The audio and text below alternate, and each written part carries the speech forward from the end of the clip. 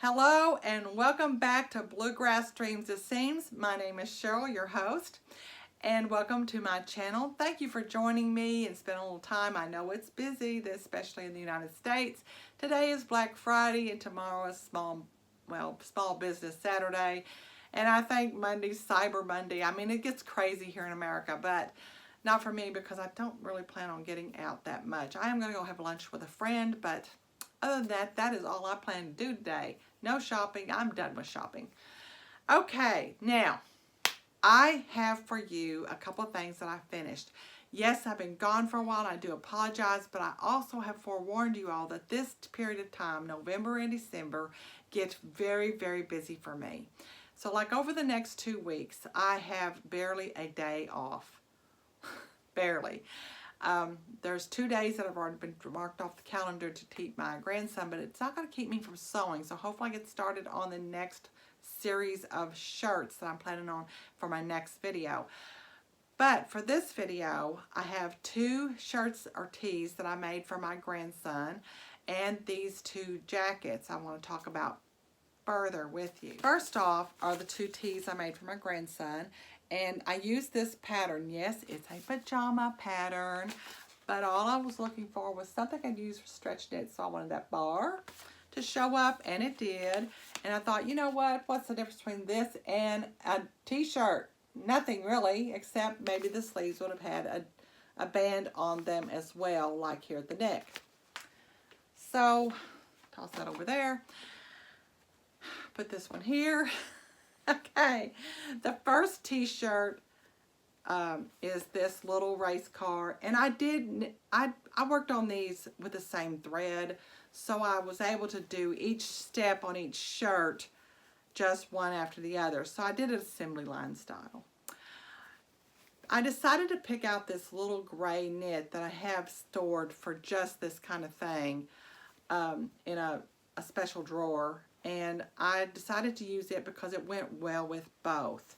And I did use a twin needle right here, although I think I could have gone a little bit up. But that's okay. I also twin needle hemmed there and twin needle hem here. Now, the twin needle 6mm did really well for that, but I wished I'd done the 8 up here. That's the only thing I would really change. But other than that, I'm really pleased with the fabric, the way the fabric performed. Again, I got this fabric from knitfabric.com. So I will leave the link below. Throw that over there. Here is the fire truck one, which turned out lovely as well. And this fabric is just so soft. Those are his 2 t-shirts. I still don't have his hoodie cut out, but that's another thing that I hope to have with the shirts. Getting that put together. The other hoodie is still not lined, the one that I knitted. I plan on trying to get that done this weekend, besides working on the applique work on this green jacket here, and then maybe working on this detail work that I planned for this one. Now, this knit, this faux cashmere knit, when I went to mark these pin tuck lines, like right here, I kind of made a mistake at first. And we're going to talk a little bit about the research of what I found out about marking on knits and the little test that I went through. So hang on, let me get set up for that video section. So first off, what I used was this marking pencil, kind of like this. It's a chalk marker. The tube here is filled with powdered chalk. I did buy this at a quilt store. I have one in white and one in blue, and what I discovered about this was the chalk line did not want to come out. And of course I didn't test it first. I actually put it on the garment that was cut out, and I was pretty furious with myself after I did that. So then I'm like, how am I going to get this out? Went and sat for a few minutes to think about it. I thought, you know what, it'll probably wash out, so just go launder it in some cold water. And I honestly thought it had all come out. The faint lines did, but where I marked a little darker, they did not. So I stuck it in the dryer for about 10 minutes just to get some of the water out of it. And then I laid it in here in the bedroom here over the ironing board, and I thought, let me go do some research. And so I researched two different things. I was researching how to remove that chalk line marker as well as how to mark this fabric. Some tips that I was given to remove this chalk was, first, it said these dry erase markers work really well, which I could see that working well on a woven fabric. It did not work on a knit. I tested on another sample with this chalk as well as with one you use a tracing wheel with, and this did not help take that out. So I didn't like that. But a marking tool I found that did work well with my knit to mark was these. The problem was getting it to mark on the fabric. So what I was having to do was like hold down an area of the fabric and then really rub that marker in there. But when I went over to the iron, yes, it took every bit of it out. But what I was afraid of with this knit, that it would probably stretch the fabric in those areas. And I decided not to use this, even though it did come out with heat, because I didn't want to have stretched areas in my fabric. It would be down the front, down the back, I just know. So, good option, except for that one thing. Didn't want to have those stretched areas. So then you're back to how you're going to get these marks out that didn't come out because I used this thing. And one of the suggestions was to use a dryer sheet. Of course, that's before you wash it. I've already washed it. So I'm like, what do I have around here that's like a dryer sheet? Well, I love this product. These shout wipes, I love them. They take out almost anything, and I always keep some in my purse. There are quite a few of my friends that love these as well. What I did, since my fabric was still wet, was I took this out. This is also wet, and I held in place and I rubbed, and it did take the rest of the blue out. Not quite all of it, but I noticed by the next day that it evaporated out. So it did take it out. I don't have any blue lines. This was a great product. When you make a mistake on a knit marking, try one of these and see if that'll help your, because this is made to take out stains. So it's really wonderful. So what did I end up using?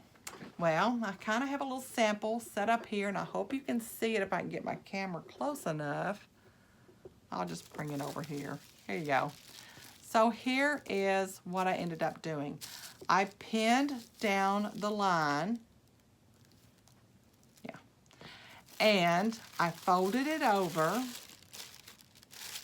Got the line pretty well where I could see that I was folded right on the line all the way down. And then I pinned as close to the paper as I could, and that became my stitching guide, these pins. So I pinned them pretty close together. That's how I ended up marking on this faux cashmere knit. So since I learned that, you know, you really should test two things on knits, well, anytime you're doing any kind of fabric. Test the marking tool, check. I didn't do that the first time, and I really paid for that. Kind of was a little panicky there for a little bit. And the other thing I needed to test was, of course, interfacing, and then there was one other thing I needed to test. So I had really three things I should have tested on this garment. One of them I obviously forgot, and the other two I remembered. You know, you always learn, lesson learned. So interfacing.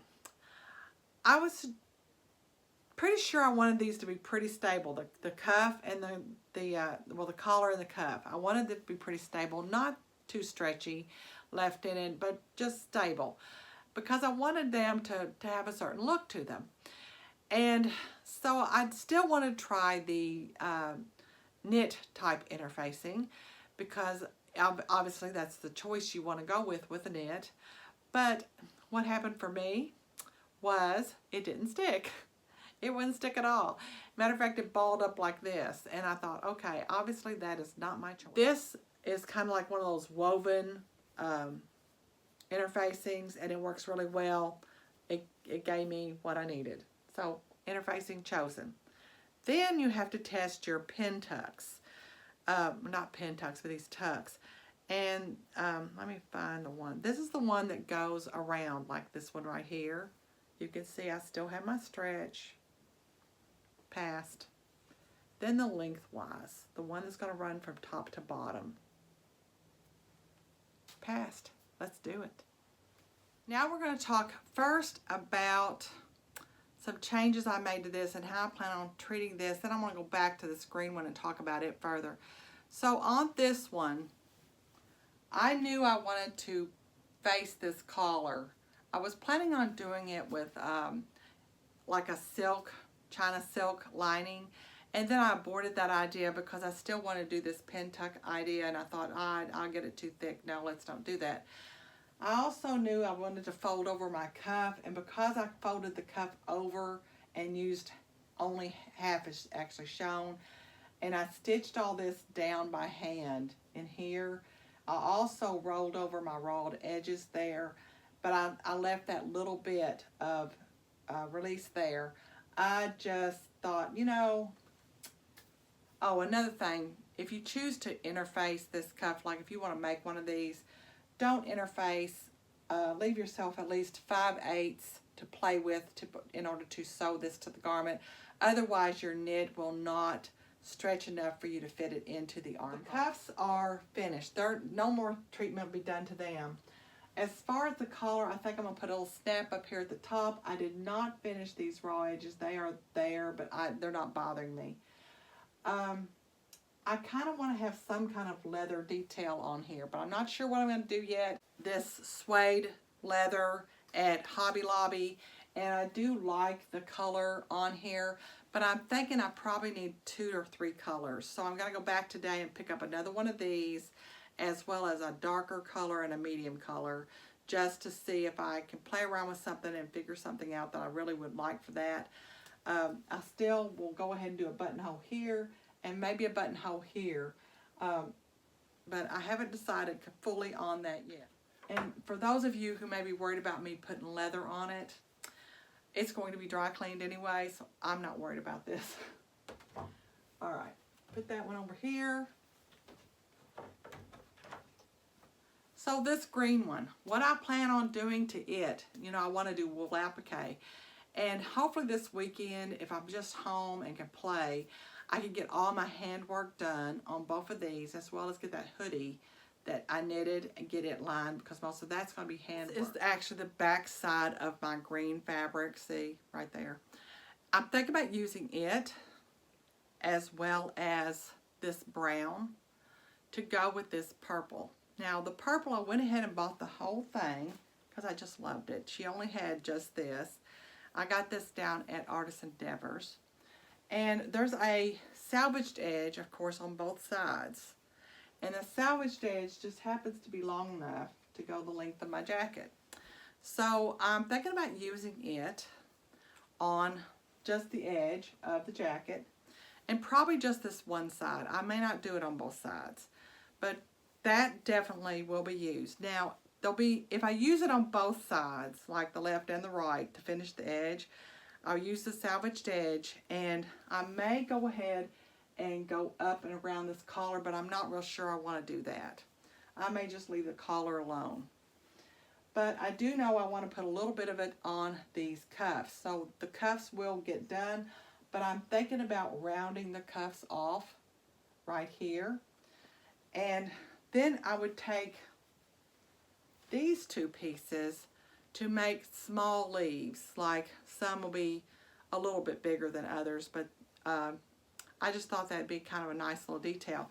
Then I would finish stitching it down on this side. The only place it's going to get the leaf design will be the right side. It won't go anywhere else. So look for that. Detail will be added here, as well as some little buttons. But other than that, that's all I'm planning on doing to this. It should be fun just to play with it, and I look forward to wearing both of these jackets. I love how they both turned out. They're really cute. I've always loved winter white, so that's one of my favorite colors to wear during the winter, especially January. Although around here anymore, it seems like we have a lot of warm days, even in January. It can get up into the 70s even. So I don't really feel like we have winter as much. We have winter periods. A day or two here and there that feel like winter, and the rest of the time it feels like spring. So that's it for me. I hope you enjoyed this episode. I hope you find it a little bit educational, and I really hope that it's somewhat inspiring. Take a chance and do something really creative. Don't be afraid to add touches that reflect your personality too. I've always loved nature, and that's where all the leaf thing comes in at. Maybe you love something else and would love to put something different on there. That's fine. Just have fun and make those clothes more personal to you. So that's it. Have a great week, and I'll see you probably in 2 weeks we're going to talk about shirts.